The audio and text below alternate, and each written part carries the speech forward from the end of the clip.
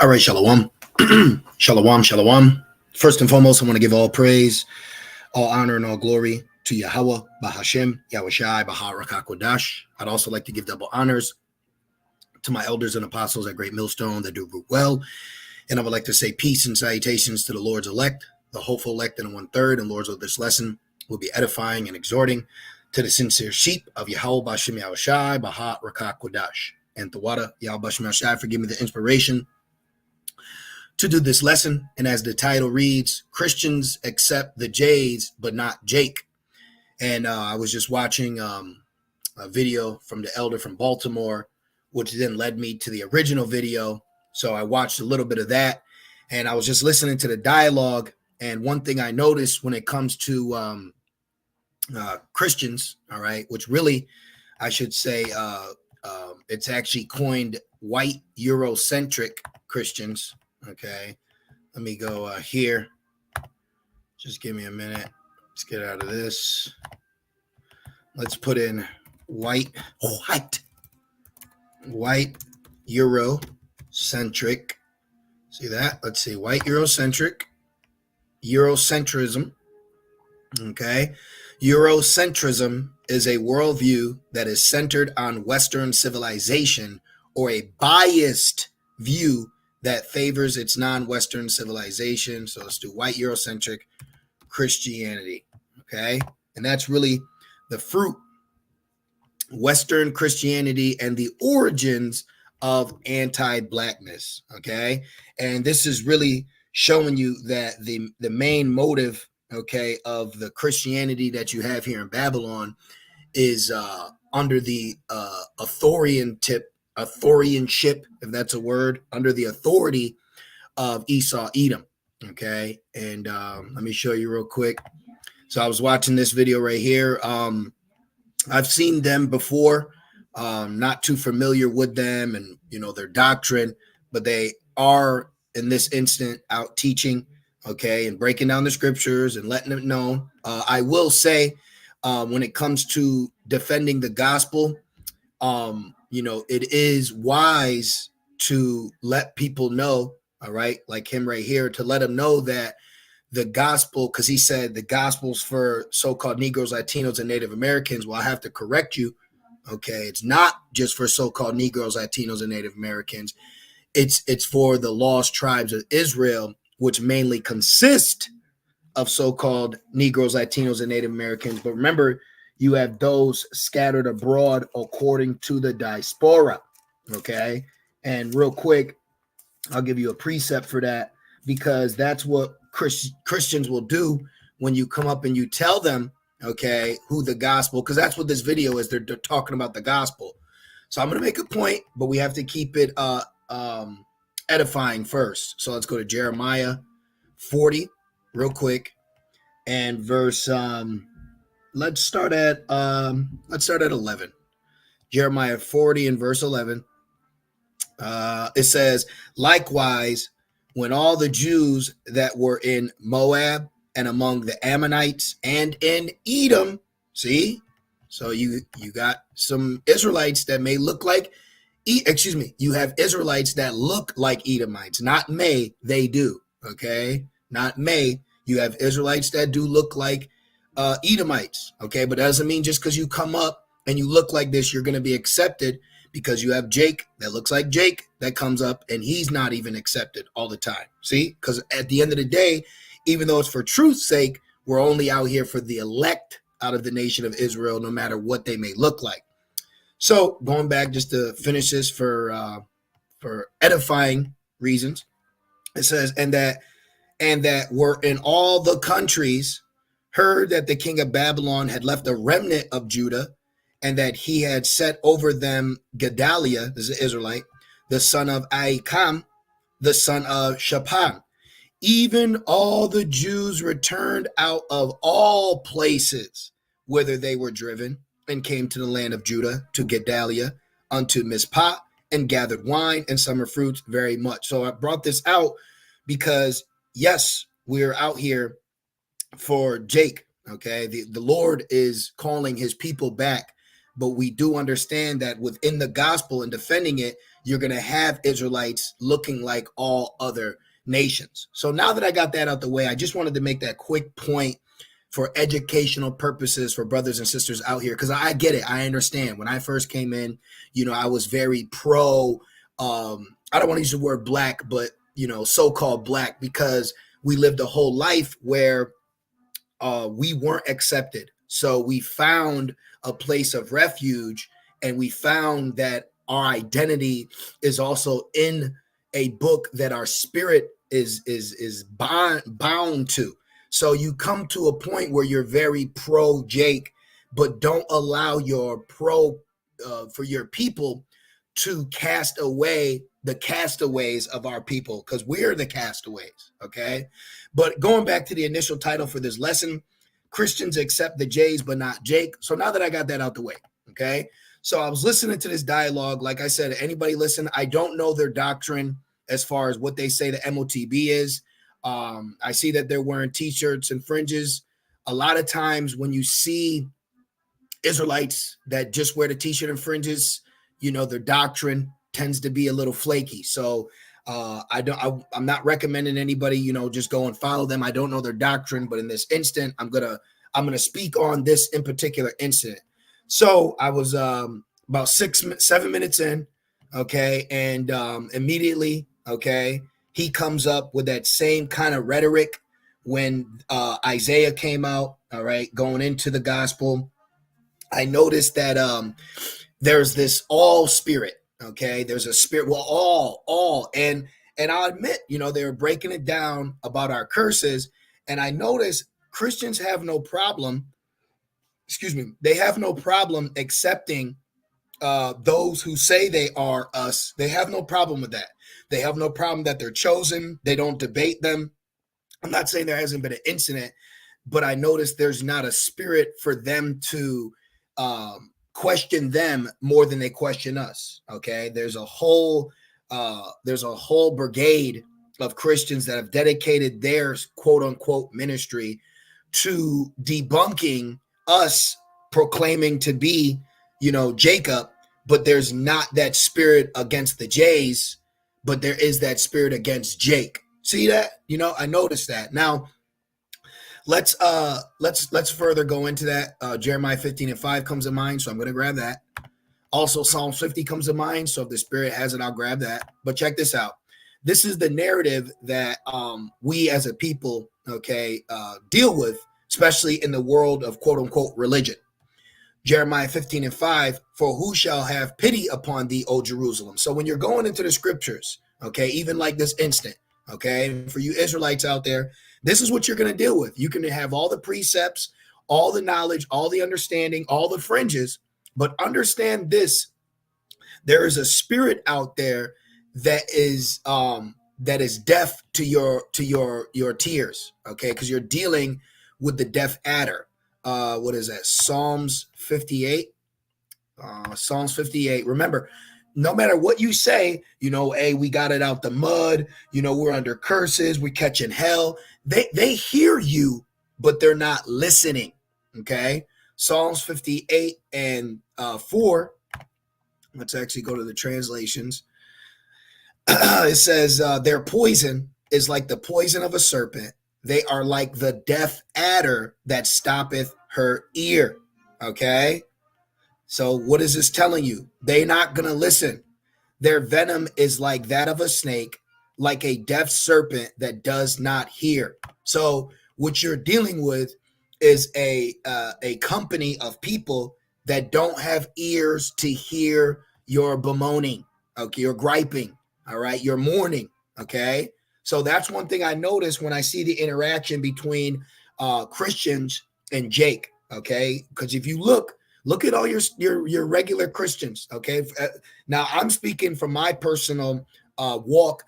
All the Christians that I've ever seen come up against quote-unquote Hebrew Israelism, I've never seen them come against Amalek. I've never seen them come at, the Jays the way they come at Jake. Do you notice that? So in one instant, it's okay that they're the chosen people, but it's not okay if you say you're the chosen people. That's kind of hypocritical.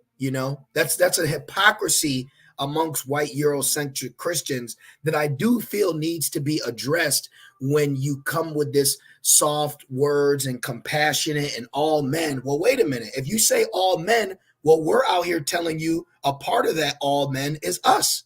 And we're actually going into the scriptures, moved through in Holy Spirit, meaning sanctioned from Yahweh Shemel Shai, to tell you the truth. And another thing, since we're speaking about Christians, you have decimated, desecrated, and destroyed the knowledge of what you believe the Bible is speaking about.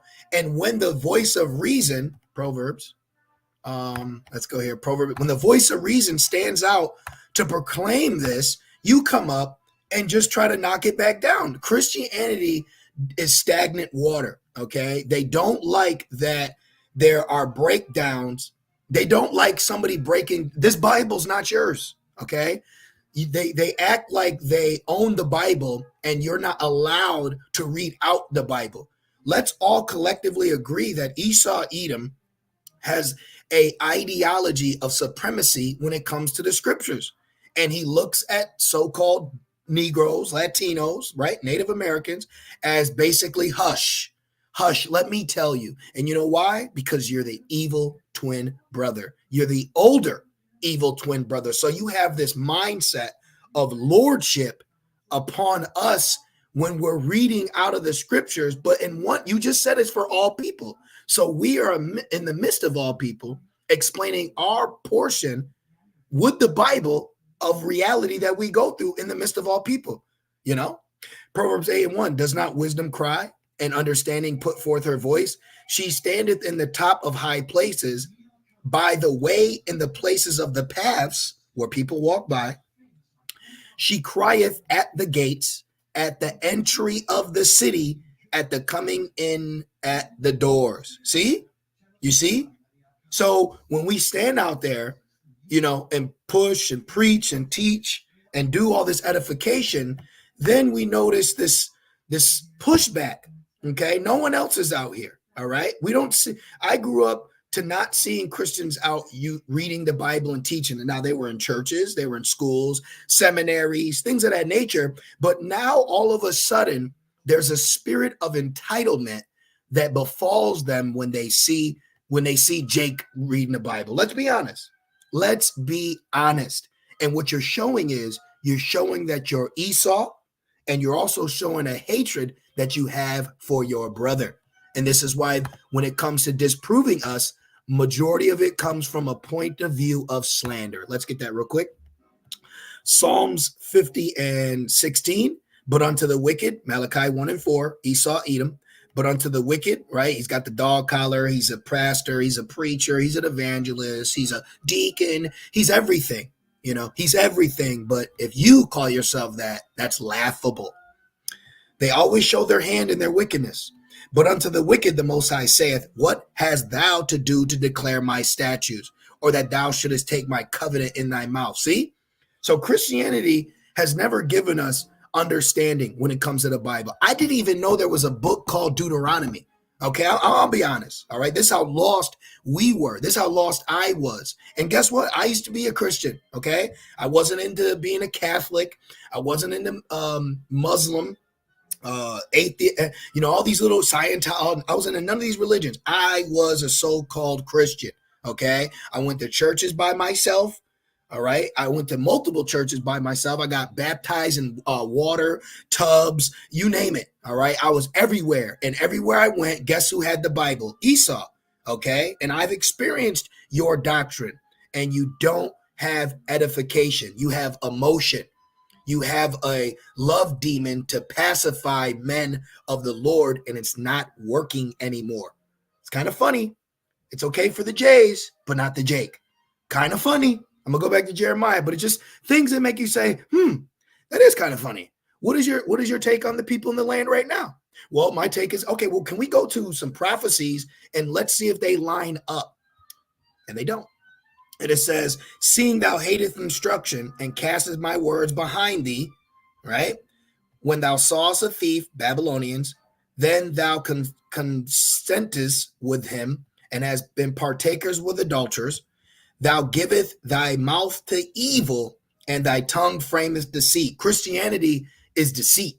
Okay, Christianity is actually deceit. White Eurocentric Christianity is actually deceit. What's this? Why is Yahweh Shai portrayed as white? Oh, let's see what they say. In colonial Latin America, called New Spain by European colonists, Edomite, see, this is actually says Edomite colonists, images of a white Jesus reinforced a caste system where white Christian Europeans occupy the top tier, while those with darker skin from perceived intermixing with native population ranked considerably low. There it is. So in a nutshell, why is the world ignorantly calls Jesus so-called white? Because of white supremacy. We want to declare supremacy on the world. How can one declare supremacy on the rest of the world? Well, let's say that God and his son looks like us, and everyone else who's brown, melanated, different shades of dark, skin will now worship me as God on earth. So how dare you dark skins, you darkies? That's the spirit. And they may not say that verbatim, but we're talking about the spirit you're coming in. How dare you niggas, right? Can we be honest? How dare you niggas stand out here and tell me with my fair skin? I'm not saying he's saying that, but that's the spirit Esau comes in, okay? That's why he has no problem, the Jays. See, he accepts them being chosen because they look like him, but they don't accept Jake being chosen because they don't look like him. See? It's pretty clear. Crystal clear, if you ask me. It says right there, here it is. Psalms 50:20. Thou sittest and speaketh against thy brother. Thou slandereth thy own mother's son. Who is this in context? Who's the wicked that doesn't declare the statutes, break down the scriptures right, frames deceit, and slanders their mother's son? Who else but only Esau has done this? See? So this is why the approach when it comes to Hebrew Israelism, right, is always a tactic of slander. Okay, I don't want that to play, so I'll go there. All right, let's just put Hebrew is, how the hell did vocab even spell it? Israelism, which is not even biblical. Right here. Why have some moved to Black Hebrewism? Okay. All right, so we got some stuff. Cultish, yep. Of course, you're going to use your typical token, Jake, Rudy, Black Hebrew. We're not black, but you get the picture. Okay, there you go. Here we go. This is even better. I like that thumbnail. This is perfect to me. Okay, let me go here. See? Let's go like that. See, you got the Edomite right here. He's got the dog collar on. Do you know that this dog collar is not even biblical? Let me show you. Okay, I did a lesson on it. It's called let's put priest dog. See that? See, I didn't look this up before. All right, right here. Clerical collar are also known as a dog collar. What is a priest dog collar called? And look at this. It says a clerical collar, clergy collar of a Roman collar, often referred to informally as a dog collar, is an item of Christian clerical clothing. Is that biblical? The collar often closes at blah, blah, blah, blah. If you go further into it, they let you know that it's not biblical. Okay, I'm not about to do it, but I just wanted to bring that up real quick. So this is my point, though. See, Esau can wear all this, do all this, okay? Wears all this, he does all this, but there's no biblical backing. See, that's what we're talking about here. There's no biblical backing when it comes to these people, all right? We know that, but it's good to read it. So going back, this is the spirit Esau comes in dealing with us. Jeremiah 15:5, for who shall have pity upon thee, O Jerusalem, O Jake, right? Or who shall bemoan thee? You stand out in the corner, you hold the Bible, you pull out precepts and compare your life with biblical evidence. Okay, I get that, but you know what? It's about all mankind. You see that? That's literally the same, which I don't agree with BLM, but it's literally the epitome of BLM. You go out, you cry, you say, my life matters, and who rises up? Well, bikers' lives matters, firefighters' lives matters, police lives matters. We have things that matter too. So anytime you try to stand on something to proclaim liberty, There's an Edomite waiting to lock it back down. This is why they have a problem with the gospel not being for them and only being for you. But you have no problem that the gospel is for the Jays, but you have a problem that the gospel's for Jake. There's an inner lining hatred that's more than just truth's sake. It's biblical hate. It says, because if it was just for truth's sake, they'd be like, wow, that is very edifying. Thank you for clearing that up for me and the years of lies that I have been fed. But they don't come like that, right? It says, or who shall bemoan thee, or who shall go aside to ask how thou doest, right? We went into slavery. Everybody went into slavery. We were in chains. Everybody was in chains. There was white people in chains. See, who shall bemoan thee? But when it comes to Jays, oh my gosh. See, it's very evident. I'm just making a biblical observation of truth, even though we're in a country filled with lies. There has to be someone that's going to speak truth. Somebody's got to come out here, right? So let's keep going. Jeremiah, they have a problem. Jeremiah 33. They have a problem that we're telling you that we are the family of Yahweh Shem Shai. See, for years, anyone else could be that. And I want to use this also point. I want to keep driving this home. Their doctrine is God loves all. So why is it a problem when we, out of all people, go into the scriptures and find out, wow, there's more evidence of not just all, but us. There's more to talk towards me and my people than all of people. Now, I will agree, yes, meaning all of Israel scattered in all nations. See? So there's a very lack of empathy when it comes to Jake's gripe backed biblically. There's a gripe. There's a gripe that's not heard because you're dealing with a deaf adder. Okay? They don't care. They don't care. Watch out for over there. Watch out for the Ukraine. See, Esau is for his, and he shows that. This is why the truth is so important. And they have a very, very, very smug attitude too, just like the woman at the well. Jeremiah 33:24. Considerest thou not what this people have spoken, saying, the two families which Yahweh Shem Shai has chosen.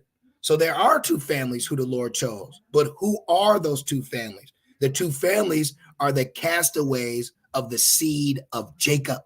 See? He has even cast them off. Thus they have despised my people. They have despised my people.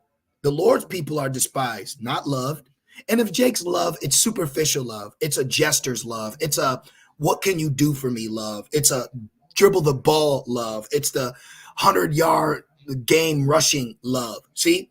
Rap again, nigga love. It ain't real love. Okay? You heard Mary. I'm looking for real love. You're not going to find that in the world of Christianity. Because in the world of Christianity, for Jake to be loved, everybody has to be loved. Yes, I will love you, my black Christian brother, as long as I can love my Chinese sisters and right. But then we tell you, wait, well, we have our people that look Chinese and Arabic and no. See, they don't like that Jake is the head here. They don't like Judah being the head. They don't like that this is authority. Okay. They want to steer the ship. They want to continue to pull the reins of this operation. And when they see the little brother, okay, overtaking the big brother and exercising the rights as the firstborn, that is a problem. See, it's all biblical. Let's get it. Genesis. It's all biblical. Genesis 27. Okay. Esau doesn't like that Jacob is now the firstborn. All right. Let me see. Genesis 27. And what do we want in this? Let's go to 41. Genesis 27 and 41. It says, and Esau hated Jacob. And Esau hated Jacob. I'm just using this video as a focal point. Okay. I'm just using it as a focal point. It says hated Jacob. Look, because of the blessing. See? This is why they get angry. This is why the most controversial videos when it comes to the community and edifying the Bible in the Israelite community is the videos between Jacob and Esau, because it's an ancient old sibling rivalry that was already foretold in Genesis, the 3rd chapter. Okay, so now they're not warring with one another physically, they're warring with one another off biblical basis. That's what it's come down to. This is why you see the debates. Christian comes up and gets cut. But, the whole ministry isn't about that, but that will be portions or interaction, shall I say, that's going to happen when you deal with Jacob and Esau. This is why we say if an Edomite comes, if someone appears to be an Edomite and comes up and they're agreeing and listening, like, hey, you might not be, because Esau's spirit is to be against this, not for it. That's why when you say, this is coming for us, we're going to get this, the gospel's for us, they immediately say, no, it's for all people, meaning it's for me too. That's what he's telling you. When he says all, he means me. Okay? And Esau hated Jacob because of the blessing. And what? When you read it, let's read the blessing. You go into the Deuteronomy. Deuteronomy's filled with what? Cursings, but it's also filled with blessings. Okay? Wherein his father blessed him, and Esau said in his heart, the days of mourning for my father are at hand. Then will I slay my brother Jacob. See? So this is the spirit Esau comes into this very day. This is why you have the interaction the way you do. This is why Esau accepts the J's and not the Jakes, because you are Jacob and they are Esau. See? Now let's continue. Jeremiah 33:24. It says, thus they have despised my people, that they should be no more a nation before them. Thus saith the Lord, if my covenant be not with day and night, and if I have not appointed the ordinances of heaven and earth, then will I cast away the seed of Jacob. So you can't say that it's for all people. The only way that would be allowed biblically, legally, okay? You don't understand. The Bible is a legal document, okay? The Bible is a legal document, all right? And you know what? I feel like proving it. And let's use Baruch. I'm gonna share some. I got it. Let's go like this. Let's put Baruch, and let's go since Baruch. Oh, excuse me. I think it's. Damn, why do I keep doing that? Baruch. Okay. All right, let's get Baruch and let's go to Jeremiah. I gave the evidence. Look. And I gave the evidence. Jeremiah gave the evidence of the purchase under Baruch. So there's legal binding documents in the Bible. Okay. This is why the Ben Ami Israelites, they were given partial citizenship in our land in 2004 because they couldn't prove legally that they descend from that land. Like Jeremiah. Remember, Jeremiah was born in Ananoth in the land of Benjamin. That's why when he was years later as a prophet, his uncle came to him and told him he has rights to this land. So he bought back the land he was born in for 17 shekels, gave that evidence to Baruch. See right here. Witnesses to subscribe the book of the purchase. So that gave Jeremiah legal right to come back to the land of Jerusalem, the land of Benjamin, after the besieging through Nebuchadnezzar. Okay. So there's legal bindings in this Bible, all right? So now let's go into this word Baruch, and I'm going to further prove it. So you go to the word Baruch. Now look at this. It says Baruch, which means blessed, so his name is Barak, right? Look, he's a friend, but he's also a ammunis, okay? Now let's copy that. What is a ammunis? Let's go right here, and let's put this in. Check this out. Paste definition. An ammunis is a literary or artistic assistant, in particular one who takes dictation or copies manuscripts. Now I need more. Stenographer. Okay, I need more. I like that, but I want more. It says a bookkeeper, auditor, agent. I want more than that. There's when I read it, it literally went into legal documents. Okay, I like this one. It says an ammunis is a person employed to write or type what another dictates or to copy what has been written by another, refers to a person who signs a document on behalf of another under the latter's authority. So this is legally binded writings. Okay, so the Bible is legally binded writings. This is why it's such a controversy when we show and prove out the Bible, because the Bible is to be true. So if you take a book that is accepted for truth and you prove that you are part of this truth, now you have authority. They don't like that. They don't like that you have authority now. This is why even the relationship with the woman at the well pertaining to Yahushai, she was acting like she had more power because her fathers could get from this well. And that's how they are. Esau, oh, he found out Jesus is white, so I have authority with the Bible. Same, man, look, we already know what it is. I'm about to wrap it up. John 4, all right, real quick. So yes, the Bible is very important when it comes to our culture, okay? It is our culture. It's our history. It's a legally binding documents. It's historical documents. It's registries, all right? It's covenant, it's contracts. So of course he would take it, okay? You know what spirit Esau was in? Red took the playbook. This is the spirit Esau is in, which is fine. We're making a comedy of it now because we understand prophecy. Let me see. That's what he did. As Esau, Red. What was the Coach Klein? What was his name in the Water Boy? His name was Red. And the first came out red all over like a hairy garment. What did he do? He took another man's book. See? That's what Esau did. He took our book, First Maccabees 3:48. He took our book and then he claimed ownership with it. He won the world with it. He's gotten world war championships with it. See? Until the Lord gave us back our identity and we took the book back. And so much with better promises. Okay? So Esau spiritually is being left in the dust. Okay? He's left in the dust. We got that part out the way. Let's hit John 4 real quick, just to kind of give you an idea of the spirit they come in. Let me see what time we're on. 32 minutes. That's okay. All right. And Shalom, Yabashim Shai Barakatham to you, brothers and sisters. John 4:11. This is the woman at the well. See, then saith the woman of Samaria, right? The woman saith unto him, Sir, thou hast nothing to draw with, and the well is deep. From whence then hast thou that living water? So she's spiritually deaf. Okay. It says, Art thou greater than our father Jacob?